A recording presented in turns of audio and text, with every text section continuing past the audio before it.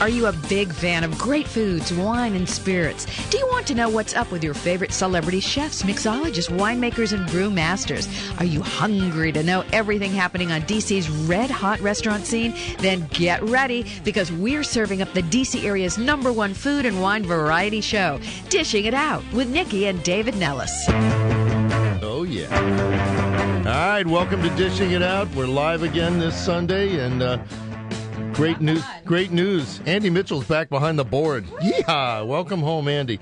All right, so we got a lot going on today. I have just finished swallowing my Georgetown bagel pitch plug, and we're kind of the world is back to normal. You were out all week at the opening of what was it, PJ Clark's? No, PJ Clark's didn't open, but I got to do a hard hat tour. You got the hard hat tour, which was okay. Really fantastic, but Casanona did open. Casanona opened, great Italian food. You were at Bibbiana, you were at BLT, you were at the Morrison Grill. How come I'm always home with the kids? A very good job of taking care of my calendar. I'm home with those dopey kids. Yeah. I know what causes that. So we're back. Dishing It Out is continuing to morph into Foodie and the Beast. If you want to see what it looks like with things going on here in the studio, you can go to YouTube and go to Foodie and the Beast, all one word. And we've got a YouTube channel up there with all sorts of stuff. The latest edition is the Chef Jeff Nora O'Donnell interview, which is a lot of fun. It is. She laughs a lot. She does laugh a lot. She doesn't hang out with you nearly as much as I do. Let's talk about what we got going on, all right? Because there's a lot going on. So readers of the Post are going to recognize the name Kim O'Donnell. Kim is a trained chef, a nationally recognized food personality, and a longtime journalist. She declares herself a meat lover. So at first glance, a meat eater. She's a carnivore. We're wondering why she wrote her new book, The Meat Lover's Meatless Cookbook. But she's going to be with us later in the morning to explain how meat and potatoes guys like me, and I'm proud to be one, can eat and actually enjoy meatless meals. And I'll be interested to hear how that's possible. And I think everybody here remembers the school lunch program, or your school lunch lady. But now I'm dealing with it personally as a parent, and so are lots of people out there. And there is a new documentary out. It's a film from Ernie Park and Michael Graziano, and it's called Lunchline. Joe Yonan and Jane Black, both from the Washington Post, make cameos in it. And Lunchline takes a new look at the school lunch program. Believe it or not, it began in 1946 and now feeds more than 31 million children today daily. So, and usually not well. No, not well at all, if you see what a lot of kids are eating at their school lunchroom. So we're going to talk to them about that. Michael Graziano is going to be on the phone with us this morning talking about all of his research and his new film. All right, let's talk subs. Okay, Taylor Gourmet is a gourmet deli and Italian market specializing in authentic hoagies. And hoagies are sub sandwiches for you Southerners and grinders for you New Englanders out there. You want to know why we're talking about a deli sub shop, because Taylor's has taken D.C. by storm. They started out in the Atlas District, and they took off, and already their third location. And it is the Atlas District. Yeah, but it said At Last on the web. Oh, on your website. Yeah, it's a good typo we didn't pick up. Yeah, At Last. But anyways, Casey Taylor Patton's with us today to give us a lowdown on Taylor's and some pretty interesting and unusual aspects, including the fact that they bring in fresh-baked Sarcones bread from Philly every day. Every day. I want to hear all about you that. hear about that and get a taste of Taylor's a little later in the show. Well, and he brought in a ton of meat-filled treats. We're sort of like... That's why I'm here. That's why I'm here, yo. I took a picture. It's up on Twitter if you want to see all the stuff we're going to be eating. And anybody who's been out to National Harbor recently has seen something new. Patterned after a luxury yacht, McClune's Pier House at National Harbor, right on the banks of the Potomac. The restaurant serves seafood specialties like the New Jersey crab cake, not to be confused with the Maryland crab cake. We may have to throw you guys out. I'm sorry. But they got ribs and more. And McClune's bar manager, Kevin Bench, is in with us to tell tales of McClune's and to mix up some of his signature cocktails for us throughout the show. So, Hi. Hello. Hi. Welcome to the show. Thank you. So, McClune's is big in New Jersey. You got like 5 beach locations, right? Right. So, but you're new to D.C., so give But everybody... it's another beach-like location. Right, at the and National Harbor. on the Potomac in the harbor. A little bit different kind of beach, but... I ain't swimming in that. No, I don't think I would either. But it's a great location down by on the harbor, right on the water. And it's similar to our other restaurants in that it's, water-esque location. Mm-hmm. And all of the... Water-esque. Water-esque. It's a water-esque I like location. Well, we've got 2 restaurants in New Jersey on the beach. One is on the Raritan River, in Seabright, New Jersey. So water is a big theme for us back home. So when we had the opportunity to move down to this area, water was definitely something that Tim McClune was looking for, and we got lucky with National Harbor. Will you be having the stars of Jerseylicious and Jersey Shore making guest appearances? I hope not. I hope so. Just the one chick from Jerseylicious. I want the hairstylist with the helmet head. No. So tell us a little bit about your cocktail program and what you're going to be doing first. Well, right now we've got. I'm going to make a rum bucket for everybody. Okay. It's 5 different Cruzan rums, some juices, and it comes in this very nice 32, actually 24-ounce bucket. Oh my God. Marketed for 2, but a lot of times people just fly solo with it. Do people race them? It's not so much. People don't really race. I hope not. I mean, I haven't seen it happen, and I can tell you that if you did, you might want to take a cab home. Okay. Because, like I said, it's 5 different rums: pineapple, banana, coconut, citrus, and guava. So we've got that going on. But it's one of our most popular drinks that we have. And it should come with an Advil. Yeah. All right, well, while you're mixing that up, we're going to let you do your thing and get Kim O'Donnell in here. Kim. She's in here. She's right next to me. Well, in here on the show. Okay. How dare you? How dare you? It's kind of out of context for a meat lover to research and write something called the Meat Lover's Meatless Cookbook. So I got to ask, what sent you in that direction? Well, maybe it's not out of context. Well, it is to me, Kim. We're going to start off that way. I have enough trouble at home. Thanks, Kim. Kim's my new best friend. You know, in the intro of the book, you'll see a picture of me sitting in a high chair circa 1967 with glistening arms because I'm chowing down on a T-bone.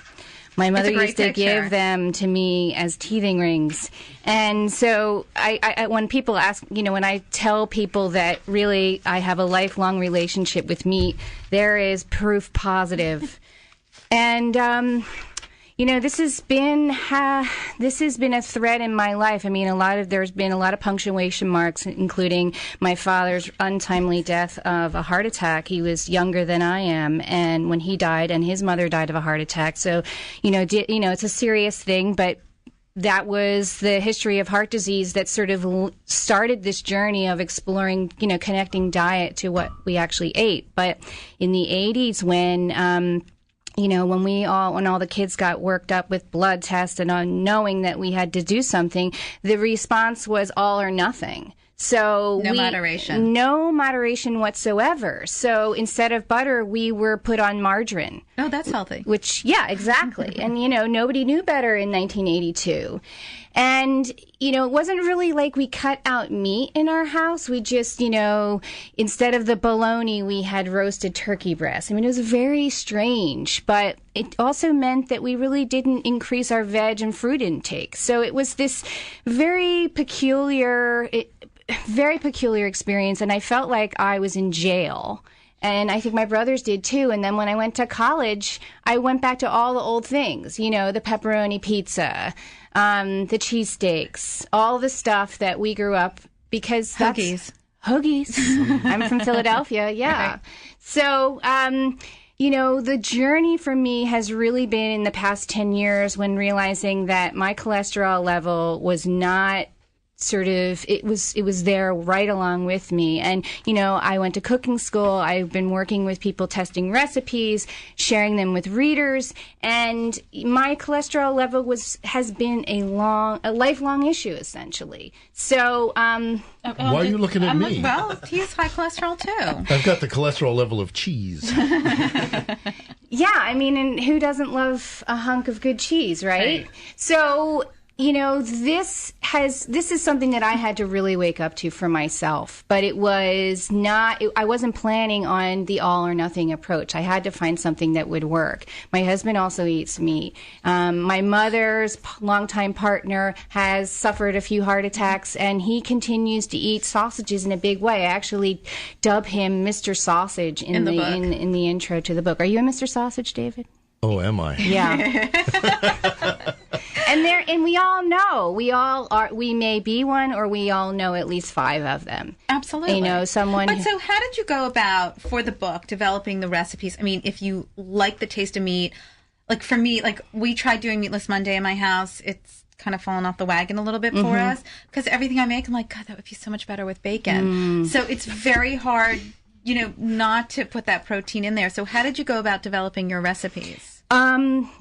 I had to have Mr. Sausage in mind the entire time. So, you know, I don't crave meat nearly as much as I used to. And I mean, even before I started putting recipes together for the book, I noticed that I was probably craving meat like a couple times a week rather than, you know, every day. And so I knew that I had to not just get myself, you know, it didn't have to be just my standard of deliciousness, but it had to really work for Mr. Sausage. And so putting a plate of seasonal veg, you know, together and calling it dinner was not going to cut it. I'm not going to be able to prove my argument. So the whole umami piece of this was really key. So this mouth coating. Right?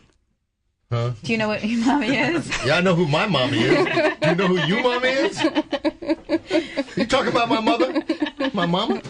So umami is that sixth sense that's talked about. Is full on mouth flavor. No. Sorry. That's okay.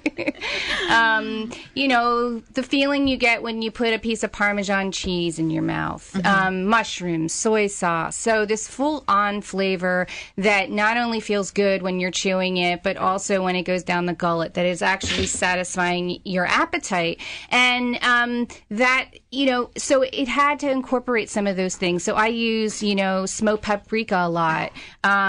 Chipotle chilies and adobo sauce, you know, cheese like Parmesan or even a little blue cheese, you know, lots of herbs. It's focusing on that piece and then also coming up with a mixture of flavor and texture. So it can't just be all puree. It's got to have some crunch. Well, that's my objection to when we were doing Meatless Mondays, because we were having a lot of, not soufflés, but whatever that was. A lot of frittatas. And they're good. They're good, but you need that chew. You need to bite through something. But what I didn't want Meatless Mondays to become was carb lovers Mondays. Absolutely. Like I just didn't want to give my kids bagels and pasta. They're not big bean eaters. So I was looking for different ways to...